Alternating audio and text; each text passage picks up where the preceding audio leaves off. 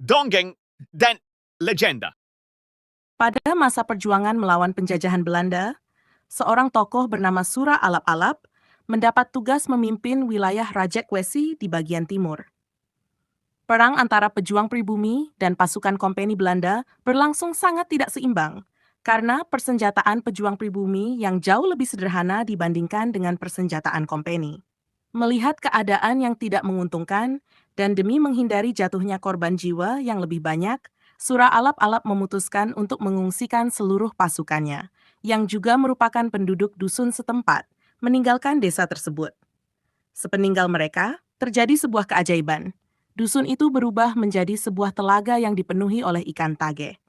Ketika pasukan kompeni tiba di dusun tersebut dengan niat untuk menyerang pasukan Sura Alap-Alap, mereka terkejut dan kebingungan karena tidak menemukan seorang pun penduduk di sana. Selain itu, mereka juga tidak dapat melanjutkan perjalanan mereka karena terhalang oleh telaga yang tiba-tiba muncul. Akhirnya, pasukan kompeni memutuskan untuk meninggalkan telaga tersebut. Setelah pasukan kompeni pergi, telaga itu mengering dan dusun kembali seperti semula. Merasa keadaan sudah aman, Sura Alap-Alap beserta pasukannya kembali ke dusun mereka. Untuk mengenang kejadian tersebut, Sura Alap-Alap membuat sebuah kuburan sepanjang kurang lebih 3 meter yang terletak di sebelah timur desa Tanggungan. Sejak saat itu, Sura Alap-Alap memberikan sebuah peringatan kepada seluruh penduduk desa bahwa mereka tidak boleh memakan ikan tage. Jangan hendaknya ada anak cucuku dan penduduk desa di sini yang memakan ikan tage.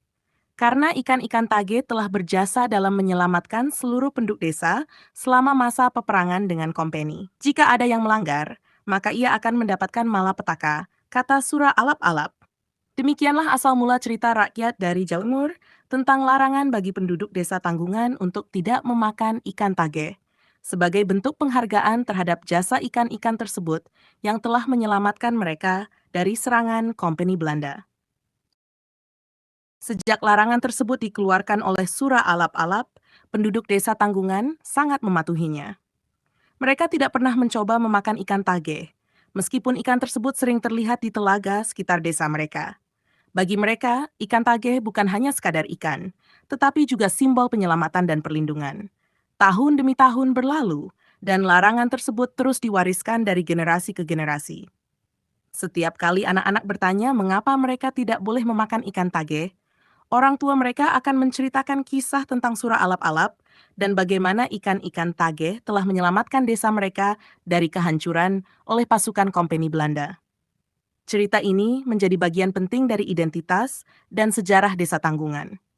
Namun pada suatu masa, muncul seorang pemuda yang penasaran dengan kebenaran di balik larangan tersebut.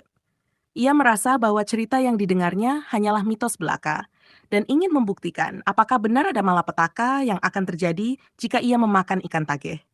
Dengan rasa penasaran yang besar, ia memutuskan untuk menangkap dan memakan ikan tersebut. Setelah memakan ikan tage, pemuda itu mulai merasa tidak enak badan. Keesokan harinya, ia jatuh sakit dengan gejala yang tidak biasa.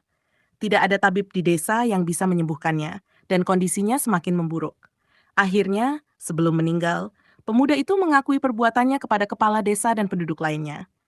Ia menyesali tindakannya yang melanggar larangan Sura Alap-Alap.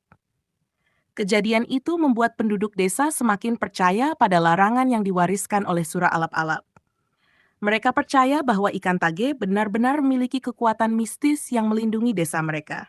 Sejak saat itu, tidak ada lagi yang berani mencoba memakan ikan tage, dan larangan tersebut semakin kuat dipegang oleh semua penduduk desa Tanggungan.